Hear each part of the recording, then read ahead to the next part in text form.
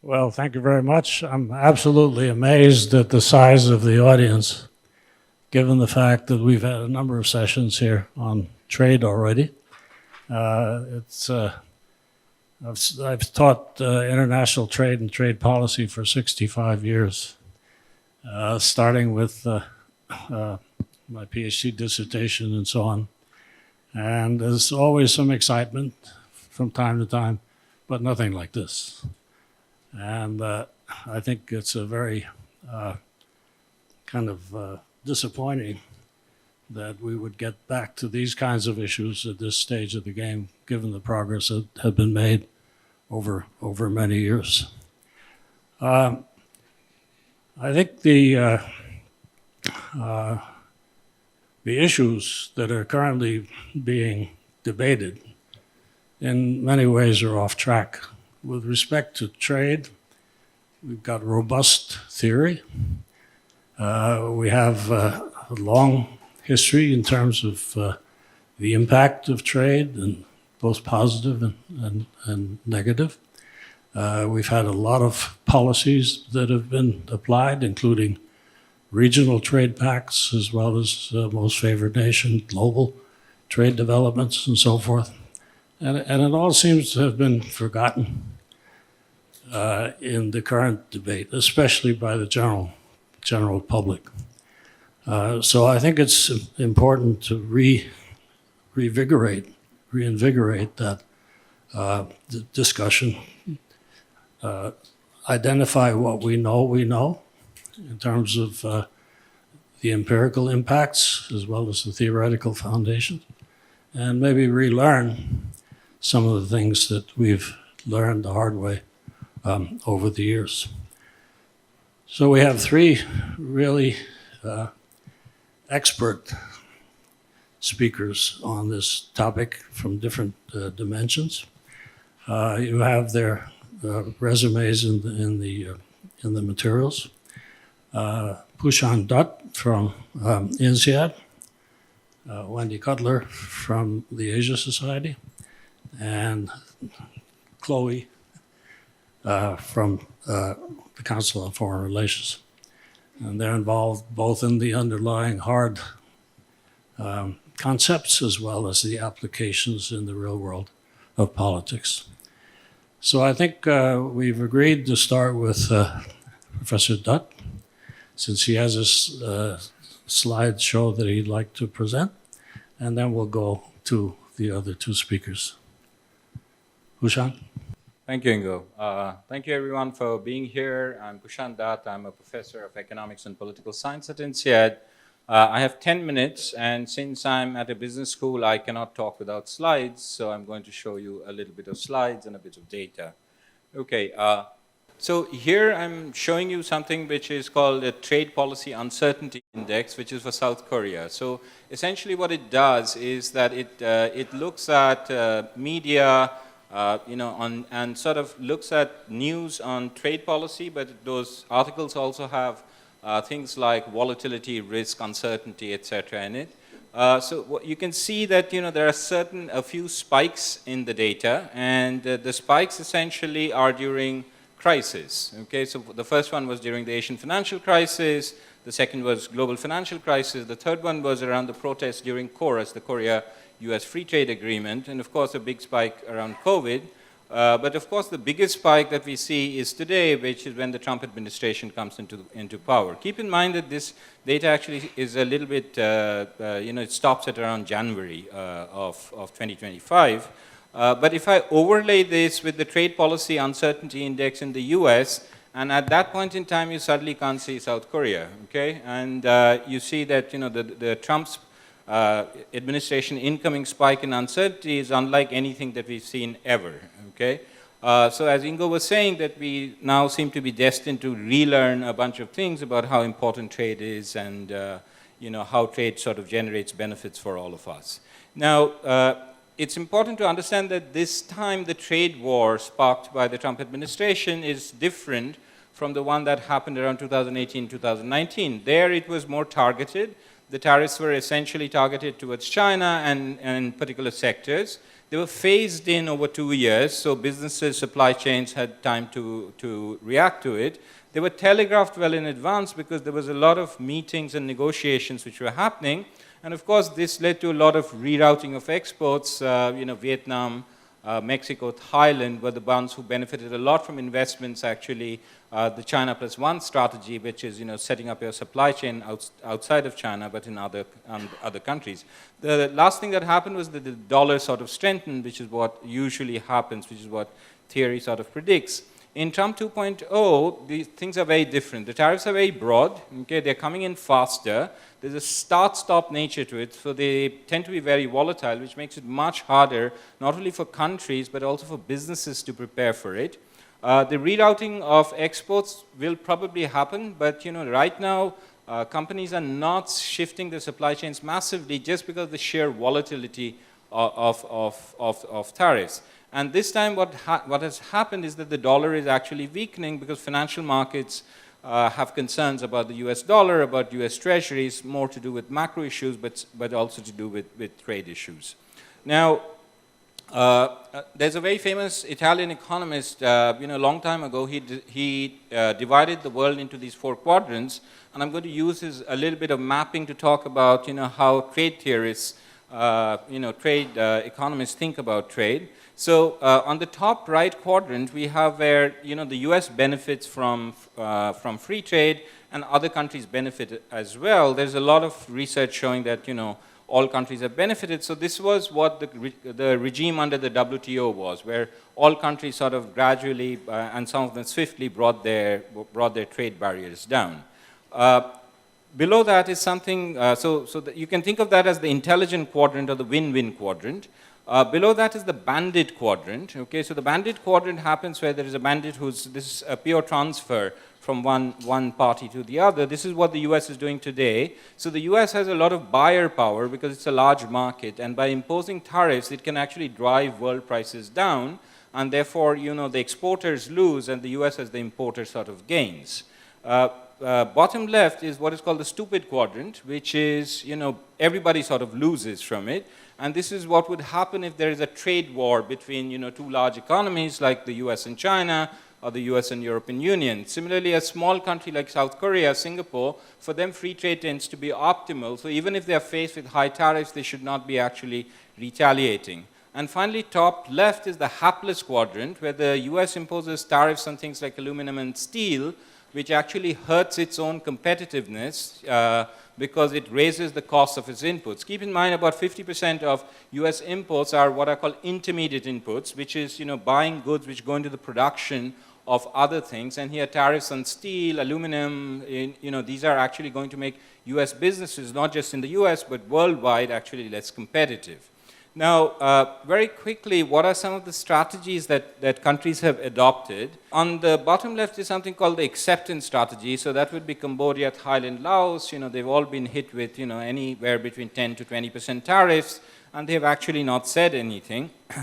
Right after that is Australia, Malaysia, Singapore, where, they accept the tariffs. So Singapore has a free trade agreement just like Korea, but it faces a 10% tariff.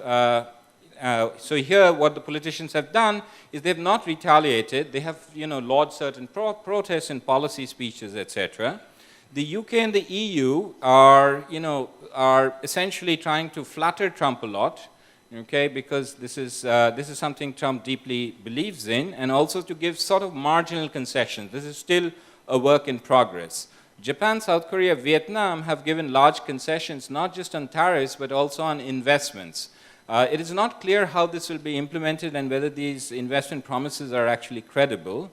Saudi Arabia, Qatar, UAE in the Middle East, they follow which is the Ming Dynasty's tribute model, which is you just pay tribute to the ruler, you set up data centers, you give Trump an aircraft and hope and therefore buys favor. China and Canada are the only ones who have actually retaliated, both because China especially did this in critical materials and has actually got the tariffs down. But keep in mind that the tariffs faced by China are still close to about 40%. So this is, even though markets think that the trade war is over, it's actually over at a very high tariff rate. And finally, Brazil and India, there have been a complete breakdown due to non-trade reasons, non-tariff reasons, where they face some of the highest tariffs in the world because of Russian oil, because of higher Bolsonaro, etc. So what does this tell us? What we see is the shift in the rationale. Initially, it started off as about bilateral trade imbalances, bilateral imbalances in tariff rates, etc. But increasingly, it's spilling into non-trade issues like tax and competition, politics, investments, etc. I don't take the revenue argument, which is sometimes trotted out very seriously, because the income tax base in the US is $20 trillion, import base is $3 trillion, so tariff revenues cannot replace tax revenues. But increasingly, it's about non-trade issues. It started with Canada, Mexico, Colombia, but now it's about India, Brazil, etc. So this is going to, this essentially means that the trade wars are not over, the tariffs are not over, they can come up any time that we can think of. And finally, recently, it's also about making sure that there is no transshipment, which is what happened during the first trade war. So this impacts Vietnam, South Korea. South Korea was just now told that they should not be selling some machines into China. So non-trade, components, etc. So what's the future of global trade? I'm just going to wrap up. Vladimir Zelensky goes to the White House office, and a question is asked by both Trump and Vance is that, what cards do you have? So every country should ask themselves, what cards do they have? Do they have any cards? So a couple of ways to look at this is to think about, what is the US export dependence, okay? So here, the European Union, Mexico, and Canada have some leverage over it because they are the three largest trading partners of the US, and they account for about 50% of US trade. China weaponized the supply chain dependence, and here the European Union, China can also do so. Others can think more about sectors. One key dependence that the US has is in terms of high bandwidth memory, where South Korea is very good at, or for pharmaceuticals, generics in India. The second question, but even then, it's not important to have cards, because if you rely on the US for security protection, that can be weaponized as well. And this is something that South Korea is going to face going forward. The key question to ask for politicians and business leaders is, what is the red line? Okay, at what, for India, it was, we clearly saw the red line, but again, Asian economies have to ask, what is their red line? The way forward is to still defend the most favored nation rules-based trading system, and hopefully the US will rejoin it. Keep in mind that restraint and not triggering more trade wars is sort of wisdom, it's not weakness. One problem which people talk about during the Great Depression, the Smoot-Hawley tariffs, is that it triggered a global trade war. So actually restraint in this case is a good idea. And a big outstanding question is, who's going to fill the leadership vacuum? Is it going to be China? Is it going to be BRICS? Singapore and UAE are trying something like this. All right, I'm going to stop here. This is hard to follow, and I understand that you come from a place that you do not go to a meeting without a PowerPoint, and for us working at the Council on Foreign Relations based in New York, I guess Wendy will know this as well. We do not go to any meeting with a PowerPoint. So today I do not have a PowerPoint. And before I start, I just wanted to thank Professor Water for having me on this panel, because it's very special for me in the sense that after learning Professor Water started World Knowledge Forum about 21 years ago, and this is the 21st iteration of it, I feel extremely privileged to join this panel with the founder. So thank you for having me. In terms of my conversation, I'm going to spend about 5 to 8 minutes focusing on two things. The first thing is about tariff, and I'm going to explain why tariff is here to stay. So unlike a relatively more optimistic or rosy picture, I'm sorry to be a party pooper, but this is the reality. I do not think anybody, even is after Trump, tariff is going to go away. Tariff is here to stay, and I'll explain why. And then the second part that I focus on is going to be about China. What is China's strategy, both in terms of trying to gather global south together, trying to pursue self-sufficiency or self-reliance, and finally, what is the role of renminbi, especially in the context of the rise of a stablecoin, especially dollar-based stablecoin, and what that means for reducing the risk of sanctions. So now let me start with the first part. Tariff is here to stay. And it's here to stay for 4 reasons. The first one is politics. Tariff sales. Just think about it. Which president at this time can run a campaign saying that I lowered the tariff against China by 25%? It does not sell. But instead, if you are a presidential candidate and you said that, you know what, I raised the tariff against the near peer competitor, or the so-called pacing threat of the United States. I raised the tariff by 25 or even 145 tariff against China. It sells. From Michigan to Alabama, it sells. That's politics. And then secondly, it's money. With tariff, just, we can debate about the numbers that so far the Trump tariff has generated so far this year, and there is a Supreme Court announcement yesterday saying that it's going to fast track, and we are going to hear more from Wendy perhaps. Forget about that. Just think about the last year, how many revenue that the United States has collected from tariff. $80 billion. $80 billion means that amount of money is bigger than the entire budget of the State Department.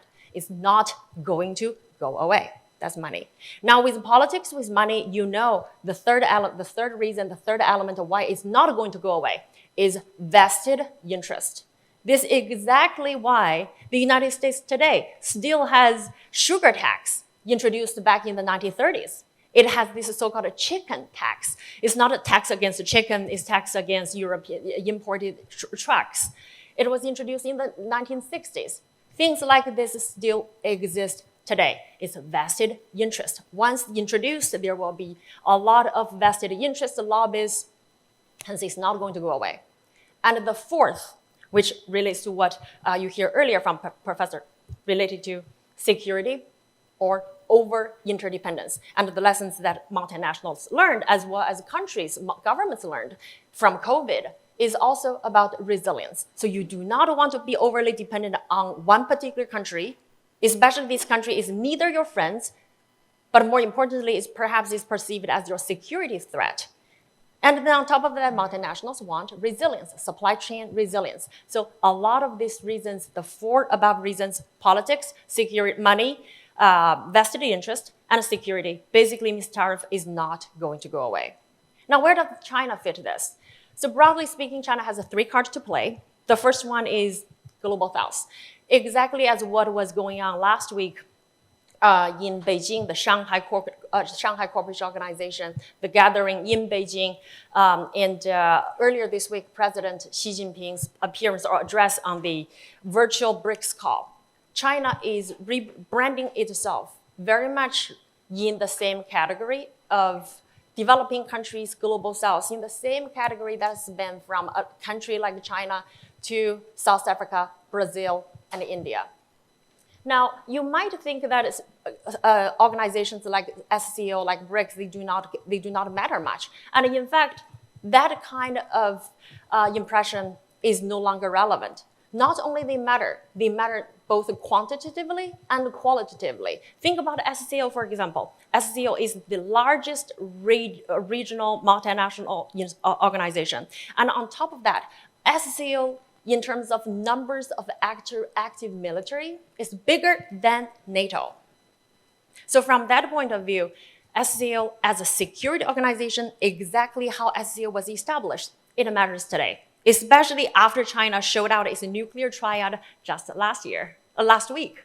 And on top of that, you also have China mirroring America's military-industrial complex. SCO as a security bloc is not going to go away. And on top of that, there is a convergence between SCO and BRICS in terms of economic policy convergence. Now, BRICS started as an economic bloc, but guess what? The SCO is transforming itself, not only just as a security bloc, but also as an economic bloc. Xi Jinping put more money into the Shanghai Cooperation Organization's subcategory called the Interbank Cooperation. The idea is to establish a Shanghai Development Bank modeled after the BRICS New Development Bank.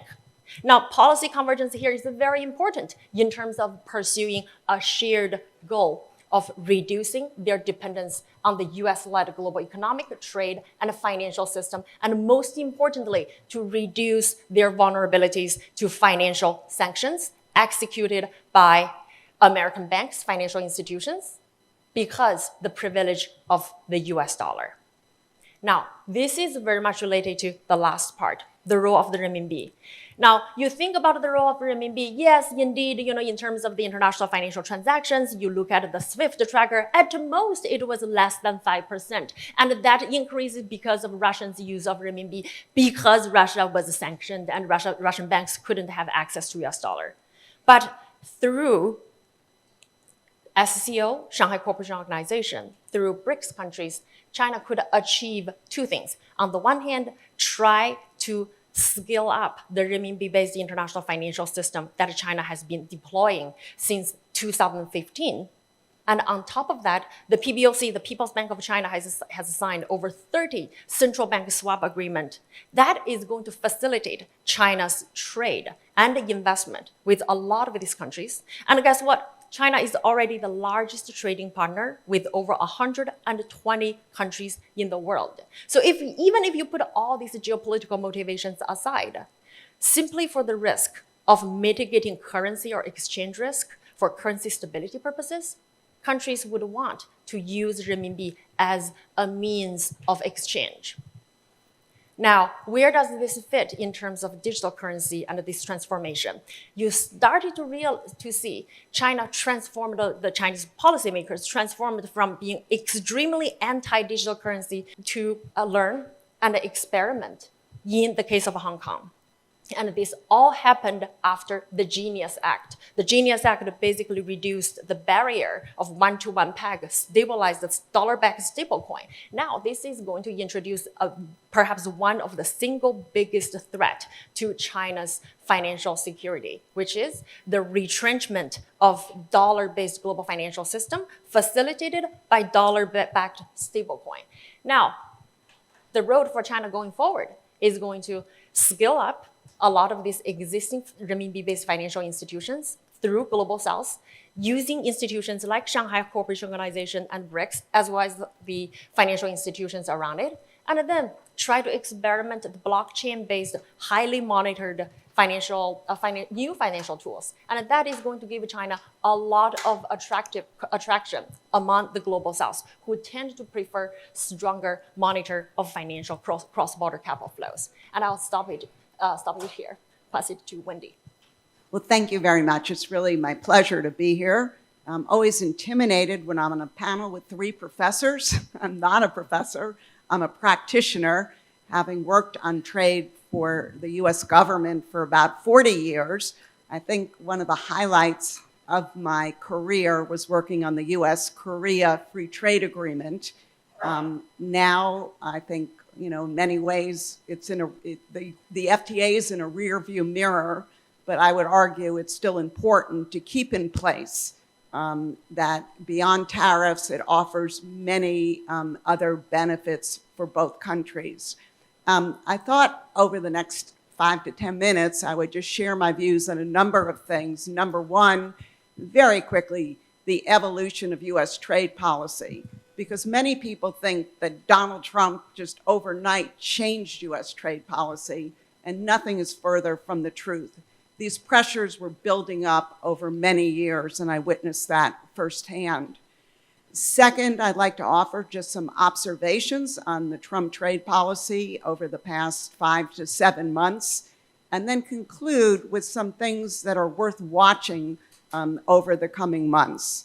So first, let me just briefly talk about US trade policy. I'm not going to go on and on, don't worry. But just to, once again, to emphasize that pressures on a US-led market opening trade policy have been building up for many, many years. And if I had to look back and answer the question, well, when did it start?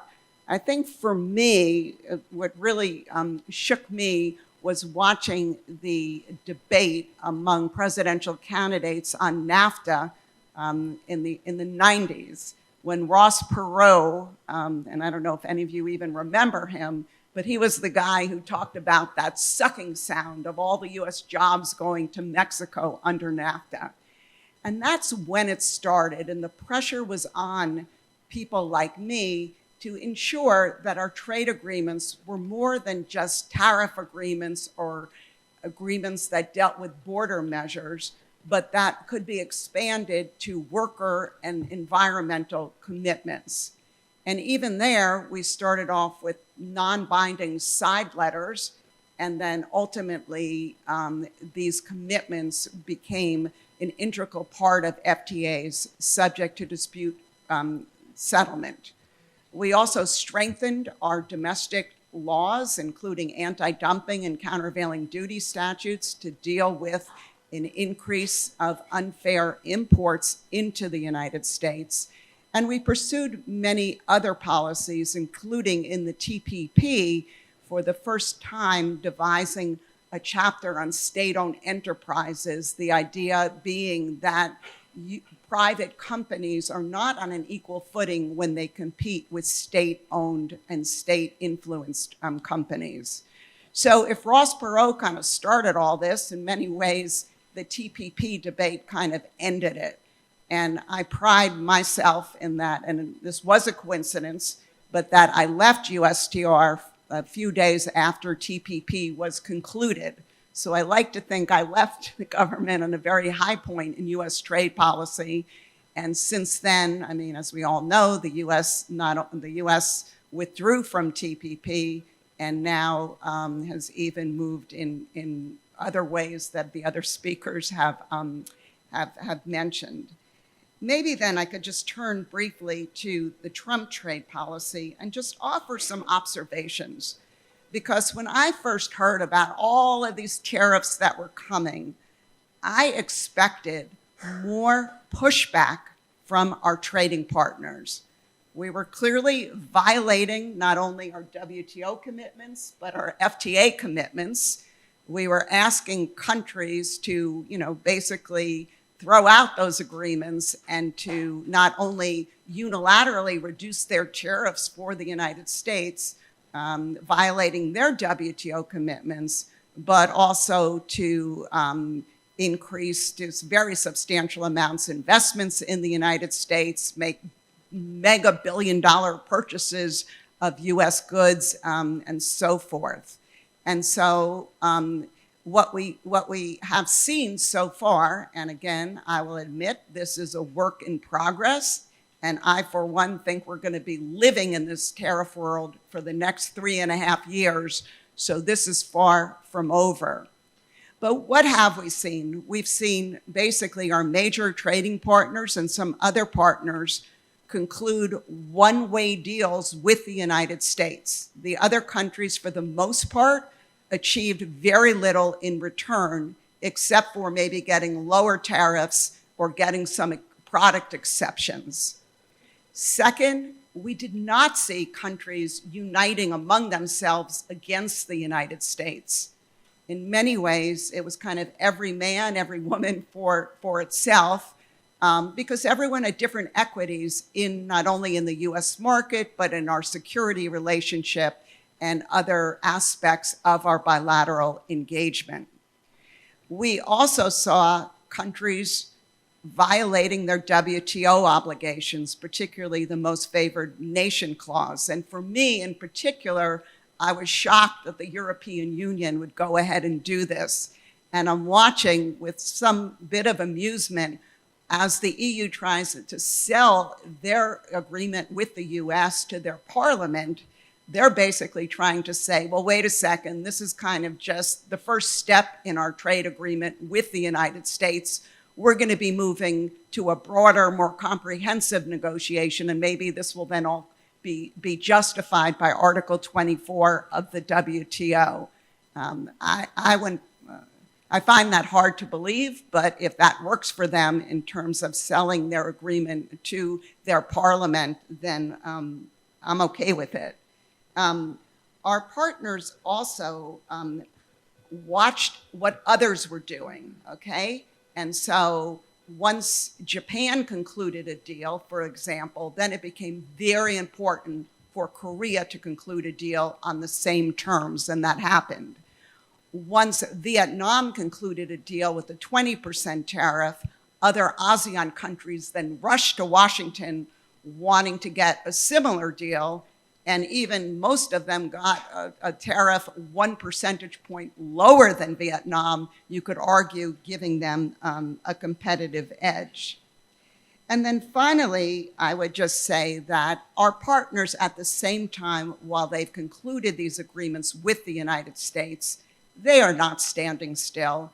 I think they've gotten the message that it's time to really diversify their markets, their partners, and the types of agreements they're reaching with others, and also do what's necessary domestically to stimulate domestic demand and to take care of those companies and workers that are hurting and impacted from these tariffs. In terms of which countries are the winners and which are the losers, again, a work in progress. But from my perch, I would say the two countries that I think have fared the best so far include the United Kingdom and Mexico in particular, in contrast to Canada, which was hit with a 35% tariff while Mexico was given a 90-day reprieve. Who are the losers or who is impacted? I think all of our FTA partners are not happy, including Korea.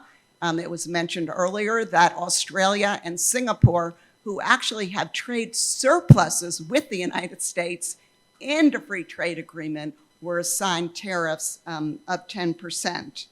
And then I would just say I would not want to be in Switzerland's shoes right now. They were hit with a 39% tariff.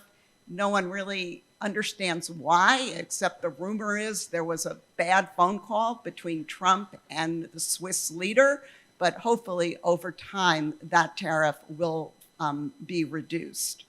So let me conclude and just offer a number of things that I think we should watch that may transpire in the coming weeks or coming months.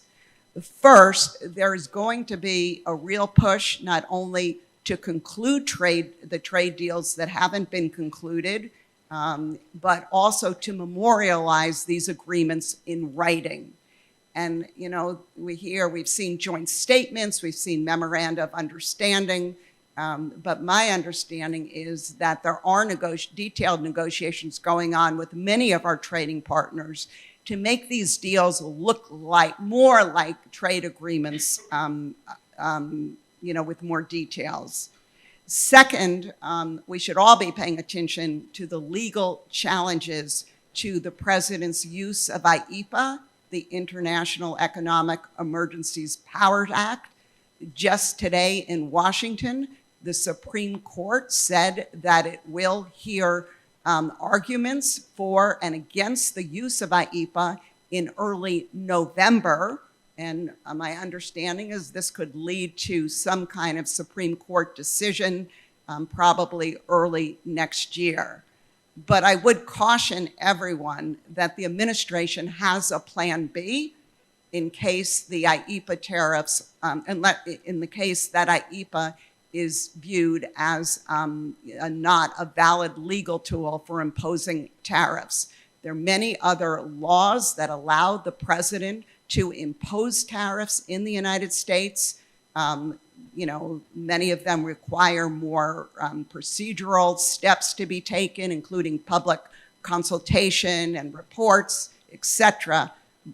Some have a bar on the limit of the tariff or restrictions on the time duration for these tariffs. But again, there are other tools. Third, the national security tariffs under Section 232 should be monitored and watched very closely. For the most part, these tariffs are separate from the tariff agreements reached so far. We all hear that any day we may hear about new tariffs on semiconductors and pharmaceuticals. But I would just bring to your attention that there are many other Section 232 investigations underway, including on wood, trucks, aircraft, you name it, there's probably an investigation. If it's not launched, it's probably being thought of.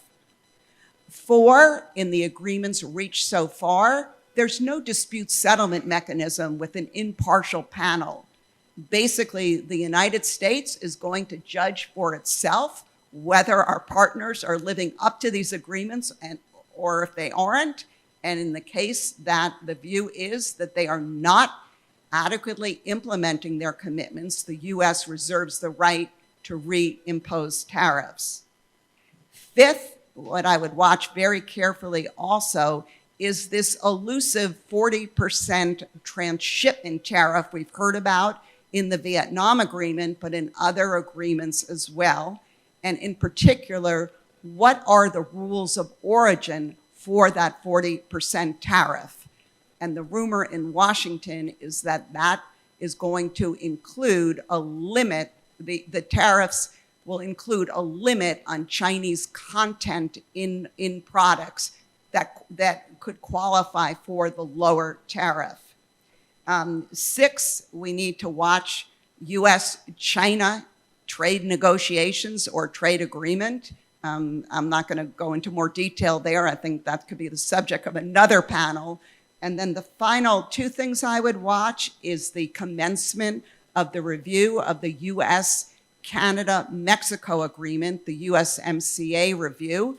That will really start early next month when the administration, under law, goes out for public comment on views for where we should seek changes in that agreement, with the review scheduled for July of next year. And then finally, I think something I'm actively watching is what other countries are doing given where the United States is.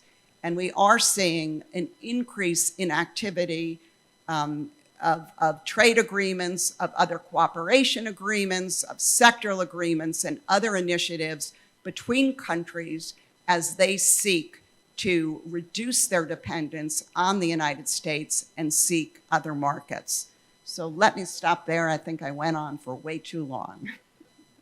Thank you very much. I'm sorry you mentioned Switzerland because I need a new watch, which I bought in Hong Kong in 1971. In terms of the domestic issues, just commenting on your presentation, with respect to structural adjustment in the presence of trade shocks and so forth, we've been talking about this for decades, and none of us, I don't think, among the major countries have a particularly good track record in dealing with that, which then creates a political economy that's biased in a certain way on the international dimensions. Do you see any improvement in the U.S. thinking about a market-driven or other structural way of shifting labor force use, for example, in response to trade shocks? Great question, but unfortunately, I don't think that's really an integral and prominent part of the debate on trade in Washington. But I think it is critical if we are going to be able to build a consensus in favor of some kind of market opening policy going forward, that we find a way to use domestic policies to better distribute wealth among our population. And that's a much broader issue. Do you have any comments?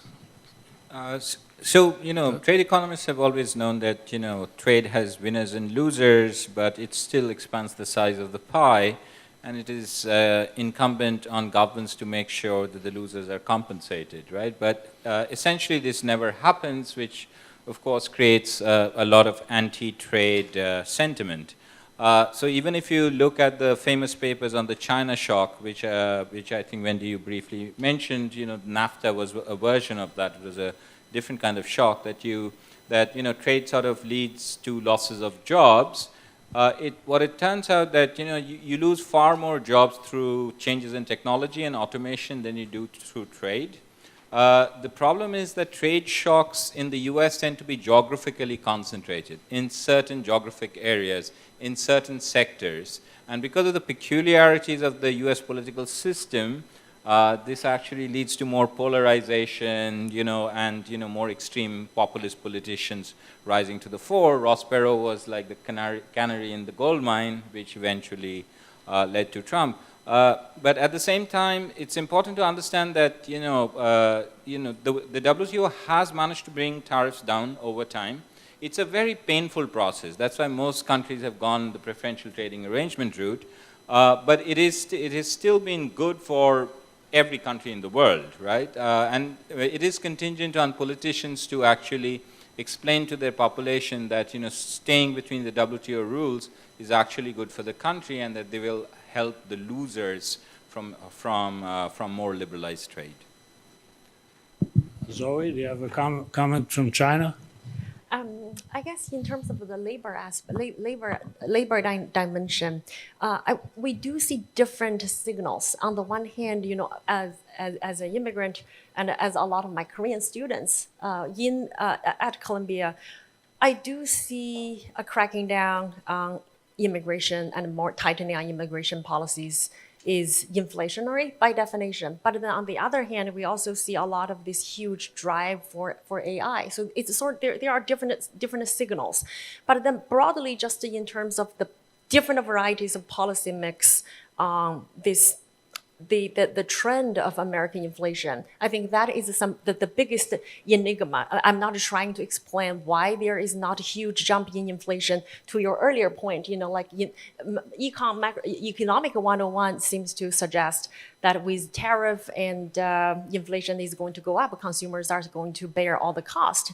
But through some of the studies, especially if you compare Chinese export prices reported by the Chinese custom versus the U.S. Census Bureau published destination-specific U.S. import prices, you see different signals. On the one hand, you do see Chinese export price in general to the rest of the world has slightly declined, meaning the Chinese is giving, in terms of export, giving a discount specifically for the United States. But then on the other hand, U.S. import prices has gone up. So there are mixed signals, and I think to Wendy's point, this is a work in progress. It's too early to make a determination. Well, that's certainly something that the ordinary American consumer is concerned about. Obviously, the Trump position is that they will pay. An ordinary person would say maybe so, maybe not. All depends on elasticities and other kinds of issues like that. But it's one that hits home politically if there's significant evidence that there's a pass-through, which there will be eventually in various degrees. Let's see if we have any questions from the audience. Yes, sure. Is this on? Hi, I'm Steven. I'm a reporter for Nikkei Asia. My question is for Wendy Cutler. You mentioned that there hasn't been a lot of pushback from U.S. trading partners, and that now countries might start exploring different agreements and different platforms where they can engage in free trade. Just in recent weeks, we've been hearing chatter in South Korea about possibly joining the CPTPP. Do you see that as a possible platform for just what you were talking about? And what do you think, how do you think South Korea could stand to benefit from that? Thank you. Exactly. That's the type of thing I'm talking about. And what's interesting in all of this is that countries are reassessing some of the FTA negotiations that they started or thought about, but then put aside. So here, not only is it Korea, for example, reconsidering joining the CPTPP, and they have considered this and gotten very close to putting their hand up and saying that they wanted to join throughout, the past 10 years. But I also look at the EU and India resuming their FTA negotiations, which went on for years and didn't go anywhere. So again, I think we're going to see many more of these type of arrangements that maybe at one time just kind of seemed impossible become more and more realistic. And not only, I think, is Korea probably reassessing acceding to the CPTPP, but having the EU also talk about some kind of special relationship with the CPTPP also is something that is worth watching. Hi, thanks for sharing your insight, especially Dr. Liu. I have a question. You wrote a book about the sovereign investment of China 2023, and it gives a lot of insight about how China is using a lot of geo-economic policy tool and industrial policy tool. But right now, President Trump tried to have a share of Intel 10%, and another news is that the U.S. government tried to have a share of shipbuilding in Korea's investment to U.S. So can you understand that this is the trying to U.S. set up the sovereign investment as a type of China, and in a broad sense, and U.S. and China try to copy with each other using more and more industrial policy tool and geo-economic policy tool? Thank you very much for paying attention to my research. I really appreciate it. And this is a great question. I would agree with you in the sense that, yes, indeed, this is the state strikes back. This is the moment where the United States becomes more like China rather than China becomes more like the United States. But I think this is not the moment for countries to debate to what extent a state should stay back from the market. Instead, I think with the rise of China, especially when China surpassed Germany and then Japan became the second largest economy in the world and the largest trading country in the world, the rest of the world realized that there is some magic formula in the Chinese way, in the sense that on the one hand, you have state planning at the very center, very top level for money, international money or Chinese domestic money, red money, green money. No money likes uncertainty. Now, with the state planning at the very top, with industrial policies, this literally means with the state guidance, it eliminates uncertainty. So this is where I do think with the U.S. government from the very early on, the Hamiltonian argument that there should be state involvement in shaping market, not necessarily to the extent like the President Trump has been doing in terms of choosing winners or losers, but shaping market, trying to create a very competitive industry. You can be central, you can have state planning while have a very capitalistic, intense competition, just like China, to the extent that there is profit-killing evolution going on in China. And in terms of specifically shipbuilding, there is a lot that South Korea could offer to the United States, not just in terms of technology, in terms of expertise, but simply from advanced steel making to just making the ships. Latest numbers showed that South Korea is the second largest shipbuilder in the world.